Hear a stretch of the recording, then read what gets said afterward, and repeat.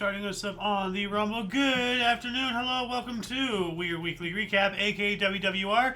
This show is a dive into odd, obscure, bizarre, in other words, for strange world of notable events, weather, and sports, aka news. I'm A.O. Xander. We are currently being joined by... Whoops, excuse me. The great falling...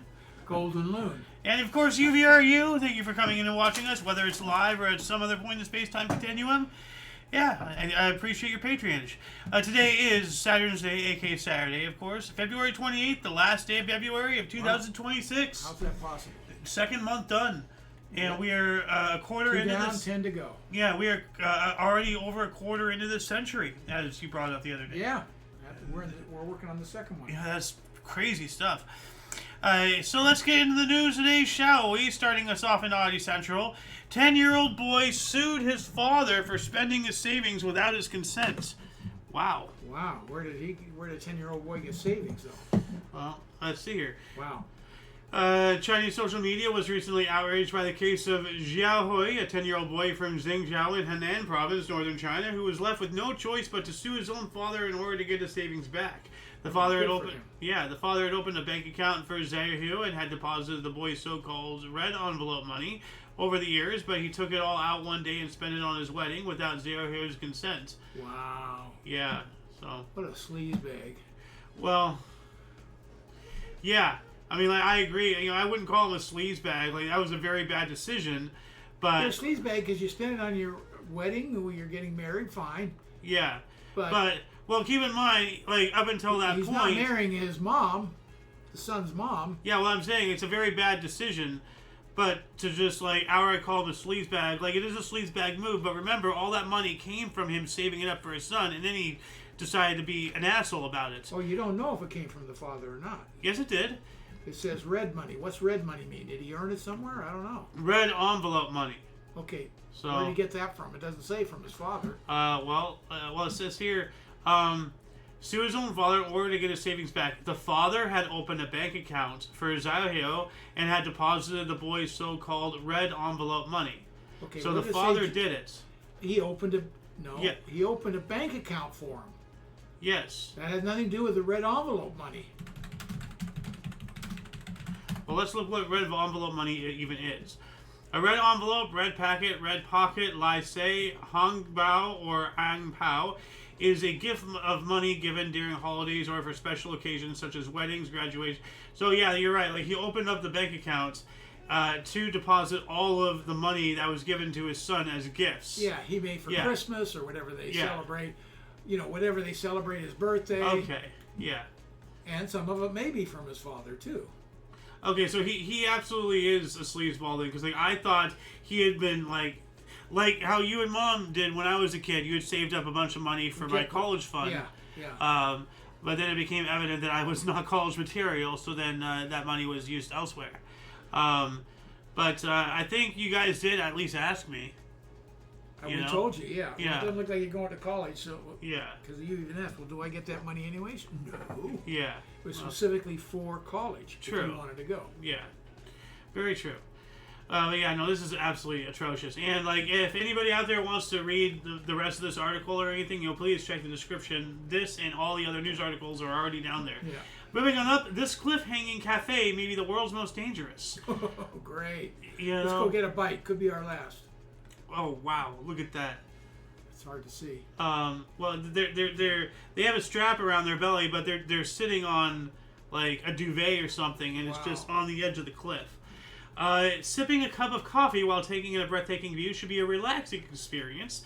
But if you have a hard time letting loose at a cliff but you'll have a hard time letting loose at Cliff Coffee, a unique cafe in Fujian, China, located on a sheer cliff face about 60 meters above sea level.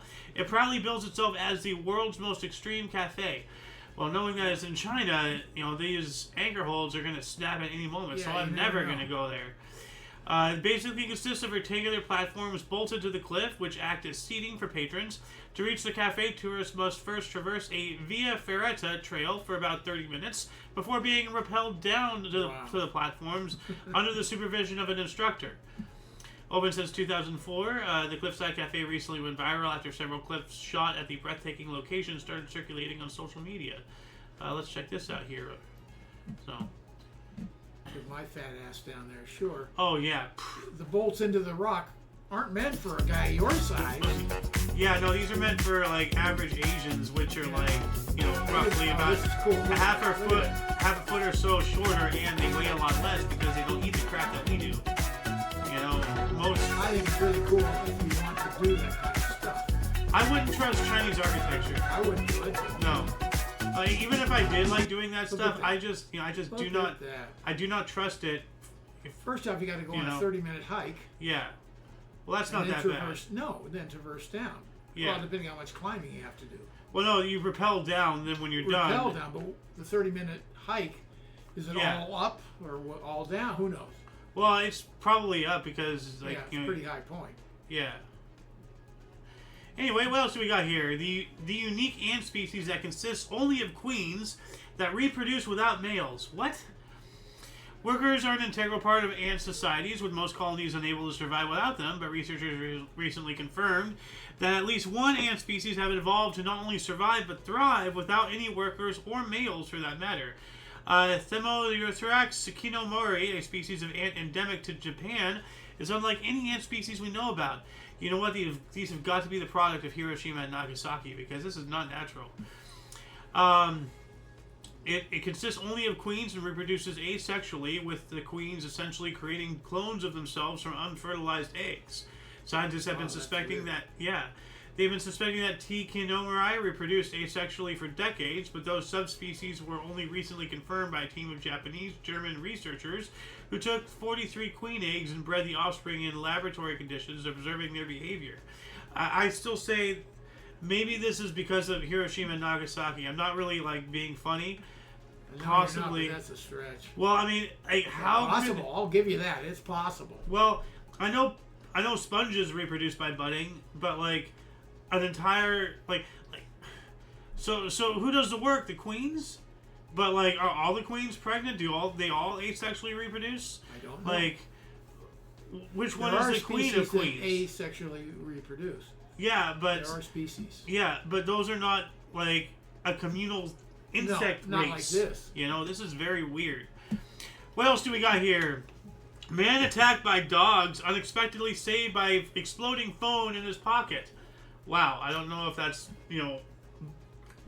a good luck from two bad lucks or what. So just one more thing on the ants. Yeah. Good luck being in an all-female community. Can't get a word in edge. Yeah. Yikes.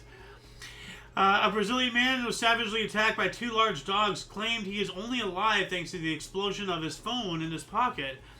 Having your phone explode in your pants pocket is almost never a good thing, but in very specific situations, it can literally be a lifesaver. Case in point, a bizarre story from Cancionoval in Brazil's Paraná state, where a local man named Reinaldo was recently attacked by two dogs on his way to work. A car mechanic by training, Reinaldo was walking to his workplace earlier this month when he was intercepted by two large dogs. Before he can even realize the kind of danger he was in, the man was fending off the vicious canines and fighting for his life. Wow. Quote, one of them went for my throat. I hit it, but then it tried to bite my leg, but it only caught the phone in my pocket. And then the battery exploded. It was dangerous, but it saved me. It was bizarre. This phone was only 20 days old, but it saved my life, end quote. Wow. And like that's... Wow. I mean, that should tell you, like, the bite force of these dogs. It bit into, you can actually see, it looks like that's where the tooth mark was. Yeah, that's where it bit into and penetrated the battery, which caused a lithium ion, because once that stuff is penetrated, it explodes. So, but if that phone hadn't been there, he would have been killed by dogs. Yeah. People need to realize that dogs are vicious animals, They are not these cute little puppers, no. They are predators, and they will eat the meat off your bones given a chance. This 55-meter steam train is the world's longest chocolate sculpture. That's all chocolate. Oh, jeez. Are you kidding? Look at the detail in that. Chocolate train. Andrew Faruga, a Maltese chocolatier with multiple world records under his belt, recently set a new Guinness World Record for the world's longest chocolate sculpture. He and his team of students from Malta's Institute of Tourism Studies created a 55.27-meter-long chocolate train made up of vintage steam engine and 22 chocolate carts weighing around 160 kilograms or 352 pounds each. So each of these, so that's several thousand pounds of chocolate. That's ridiculous. The world's longest chocolate sculpture was unveiled in Milan ahead of this year's Winter Olympic Games, but Ferrugia and his team had been working on it for months. The planning alone took about a year, but Ferrugia started working on it in October of last year, creating clay models for each train components. And they have a YouTube video, so let's go there really quick. Yeah, so I was going to say, it'd be nice to see it in construction, This train got a one-way ticket into the Guinness Book of World Records. The world's longest chocolate train was unveiled. Look at the size of that, though. Like, that is not a small train. That is a large sculpture. I'll bet you it's accurate to a certain scale. Oh, of course, yeah. I mean, look at all the detail. 10 to 1 or something, 10 times bigger. I just... Look at that. Feet long. Look at that. And it weighs 2,400 kilos. I would love to consume a portion of this. The train was designed by master pastry chefs that is in Italy amazing. and Malta, who also involved their students. Well, I'm not going to play the rest of this, so that way people are enticed to go watch that, like look it up themselves. Yeah, absolutely right. This one's interesting. Bizarre weight loss trend is people using cling film as mouth condoms for food. So, that... God, that sounds sick. Are you kidding me?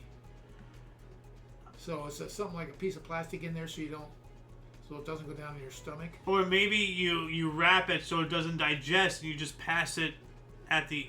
Well, we'll have to find out. What does it say? There is a new viral weight loss hack sweeping Chinese social media, and it's a doozy. Young people are putting plastic wrap over their mouths to prevent any calories from making contact with their bodies.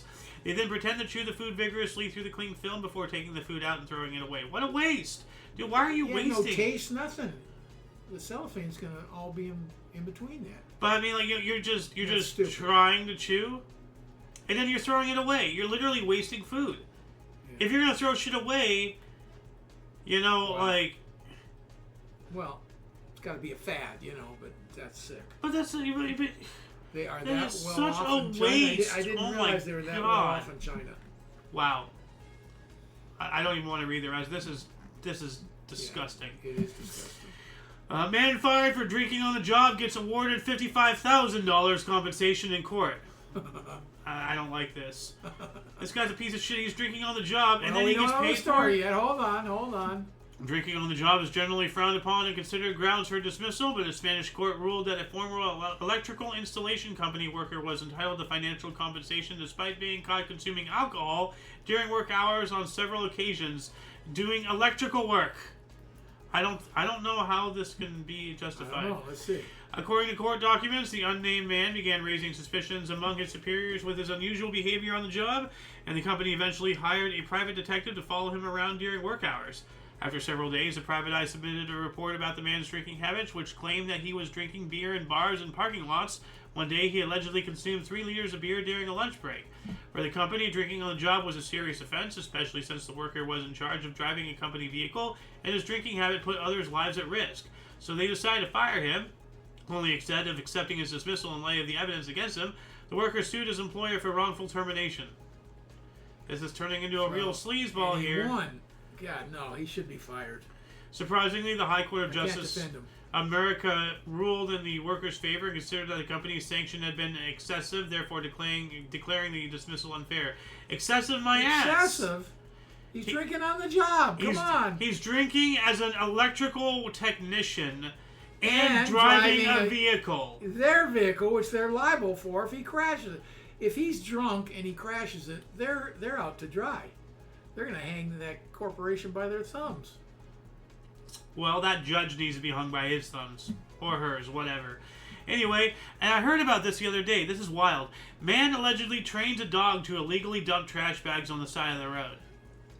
So, rather than... Yeah, he trained his dog to... Because, from what I heard, this guy already had, multiple citations. He was in trouble with the local authorities over just dumping on this one street.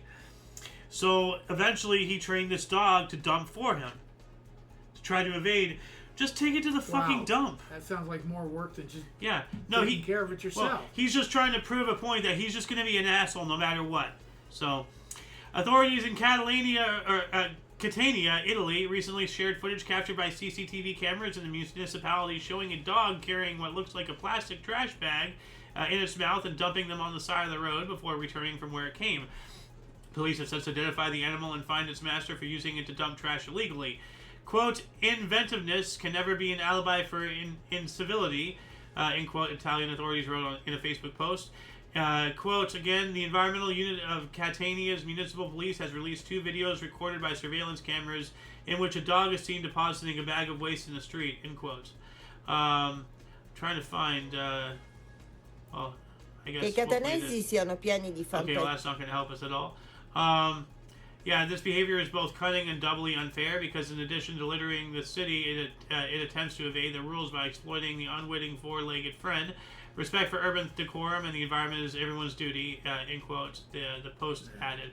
Yeah, you know, but see, you know, this is what I talk about, like, how bad people are these days. Like, they literally go out of their way and expend energy just to be an inconvenience. Yeah. Like, anyway. More from Audio Central. Realtor uses AI to touch up listing photos, accidentally adding demonic flesh monster. So you can't really tell that well, No, but like, I but don't get this. I have, well, no, this is an AI photo, Okay. and AI, I've toyed around with it and stuff, and every now and then it does a fuck up, and it just throws in, like, Something weird. what it thinks it's throwing in a human. You know, like, it's just like, you know, oh, blah, blah. This photo would look nice if a human was, like, you know, standing here. But it's an AI. Yeah. You know, so it does weird things. So what is that in the photo? Does it said yet? This is, well, that's the addition from the AI. That's the flesh monster. Okay. It's trying to artificially generate a person, even though I believe that the real estate agent, you know, using this, probably didn't put this in the prompt, but Right. as I said, the AI sometimes is just like decides something on its own volition. Glitched in some way. Yeah. By our standards. But yeah, using AI to manipulate photos has unfortunately become the norm in the real estate industry, with realtors using various models to radically transform properties to the point where people just can't trust what a property really looks like. However, in extreme cases, AI can add some truly bizarre hallucinations that not only make zero sense, but can creep out potential buyers. A Washington, D.C. property recently went viral on social media because of a rather unique detail, a horrifying flesh monster seemingly crawling out of the bathroom mirror to grab a flower pot in the sink. Is the kind of thing only a hallucinating AI algorithm could create. But what boggles the mind is how the realtor posted the photo without noticing the nightmarish intruder. Yeah, see, this is the problem with the entire world these days, with everything across the board. But like in I this, just can't see it well enough. Oh well, don't worry about it. well, let's see if I can bigger this image here for you. That's as big as I can make it. Still don't see it. Okay. Oh well. So, having read that, now I'm really upset. Yeah. So All the housing and stuff I've been looking at, do I know really what I'm looking at in the inside of a house? there is a high chance it might all be a lie. We That's don't why know. I'm now upset. Yeah, so that's what I'm saying. Like, we gotta take what we can get, but I mean, everything online is, you know, you take it with a grain of salt, or I guess a pound nowadays. Anyway, moving on over to UPI. New York governor stepped in to save residents' pee before we go license plate. Pee before we go. Yeah, I'm waiting for you to laugh. You know, because you know, like, you know, Tibet says sleepyhead. You know, time enough says slow. You know, don't say anybody's names. We'll eat How before many we times go. you tell your kids, have you gone to the bathroom before we go? We'll pee before we go. Yeah. Anyway, New York Governor Kathleen Hochul stepped in to help a Long Island grandfather win his battle over a customized license plate reading "Pee before we go." Seth Bofowski shared a photo of a letter he received from the New York State Department of Motor Vehicles in January telling him his "Pee before we go" plate, which he admits stands for "Pee before we go," had been found to be in violation of the department's regulations. Oh, up yours, department. Let the guy have his stupid little dumb license plate. Seriously? You're gonna cause this much of a hullabaloo over a fucking license plate? That's stupid. You know? Well, they do have to have some discrimination. You can't put "fu" so and so. Well, I agree, yes, but this is just, you know, it's a stupid, Yeah, you know, I got it. That's stupid. grade Yes. school I agree, thing. but it sounds like Hokum or whatever her name is. Hokum? whoever someone stepped in. Yeah, no, the New York Governor Kathy Hochul. So the governor of the state had to step in over this. This is ridiculous. Hochul or something like that. Hochul. I don't. Hochul. Yeah, CH is K. Oh, okay, Hochul. Yeah. All right. Let's watch a little bit of this. All right, so for years, we have been telling you. Where is it? Here we go. Let's take a look here. The plate, pee before we go. Pretty obvious with the messages, right? Seth Bykowski of Long Island. Yeah, let's just continue on. Anyway, world's oldest competitive pool player, still going strong at 98. Wow, good for him. Florida woman. Good for her. Who became the world's oldest competitive pool player at the age of 94, still going strong at 98, and is headed to a tournament in Las Vegas. Wow! Good for her. Dang! And she started at 94, or at the age of 94, not in the year 1994. So she started 4 years ago. She became the world's oldest competitive pool player at the age of 94, or maybe she already had. She started. Yeah. That's what hold on a second. Joseph Beach resident Maggie Kennedy was dubbed the world's oldest competitive pool player by Guinness World Records in 2021. So she could have been... I'm sure she's been playing for a lot of years. Yeah. She just became competitive when she was 94. Yeah. Someone probably says, you're good enough to compete in tournaments. Yeah. Well, cool. More, power to you, lady. A woman is proving that you can just play for fun. She is competitive. In fact, Kennedy is preparing to fly to Las Vegas for the BCA Nationals tournament. Grandma! According to the Guinness Book of World Records, Kennedy became the oldest competitive pool player in 2021 when she was 94 years old. Look at her go. Just keeps on doing it. I love like she was going to scratch there. Yeah, it sure did. Yeah. I'm pretty decent. Anyway, what else do we got here?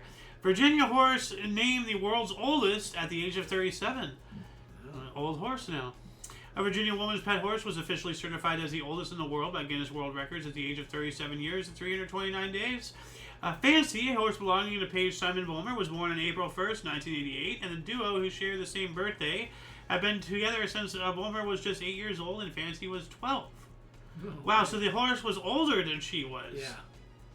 Oh, so the owner is now at hold on a second. Bulmer submitted evidence of Fancy's age to Guinness World Records, and she took over the title of oldest living horse from Bogstad, a horse who had died at the age of 38 in 2025. Okay, well, if the horse died at 38, then how That's the other horse.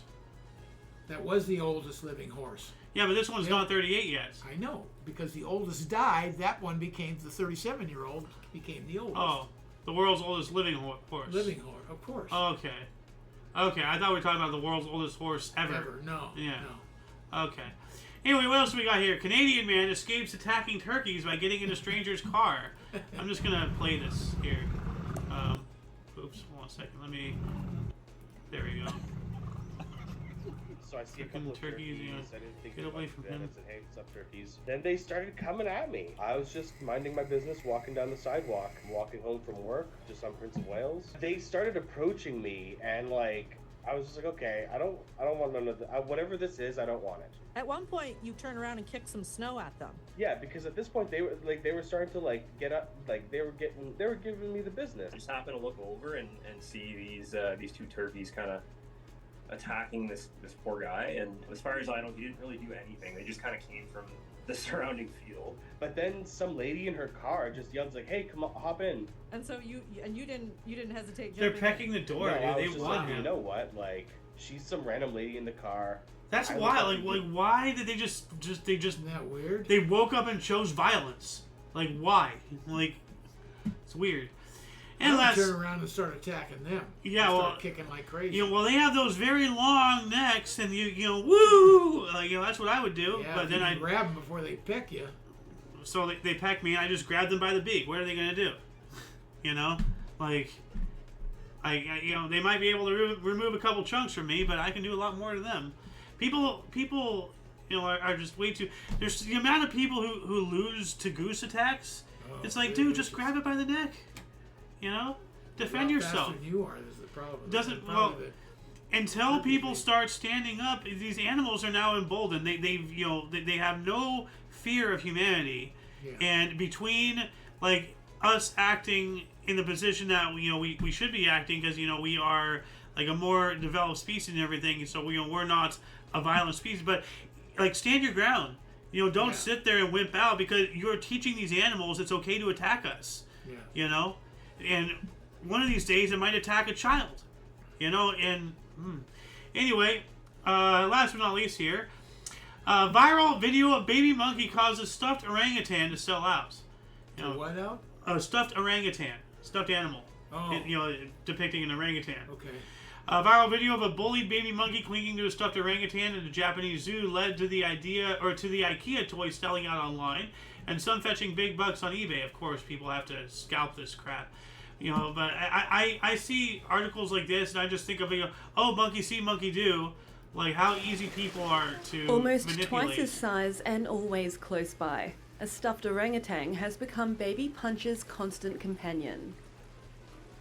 But because of this, everybody's like, blah, blah, blah, poor monkey. And then they go and they buy this toy, thinking somehow that links them to this situation or Zoo something. staff believe his young mother may It's some have form left of it due to psychosis. stress caused by a heat wave. ニホンザルの赤ちゃんは生まれてからすぐにお母さんの体にしがみついて Baby macaques immediately cling up. He even inspired IKEA ads. Now visitors come to see Punch finding his feet. So people are going out and just popping $20 because of this video. That's... I mean, whatever floats your boat, but seriously, that's a little ridiculous. Anyway, that shall conclude the show. Please check the underbar of the description below for any links that you may find interesting, including but not limited to all things on the coalition. And yes, all the articles that we've covered, are down there. Do we have any comments? Nothing on YouTube. Where's there we go. There's Rumble. Nothing on Rumble. Anyway, where'd the script go? We do have other shows. We have a history show coming up in about an hour and a half or so from now. And tomorrow is IOYO, the 1st of March. I'm okay, you're okay. Yeah, which we might be doing more than once a month from now on, actually. We'll see. As I said, we might be. So we still got to talk about that. But, yeah. Anyway, until you catch us next time, whenever that is, wherever that is, for all of you and all of us, I'm Xander. Golden Loon. And you. Don't forget to look right and left at every intersection, rate 5 thumbs, and subscribe. Toodles! And yeah.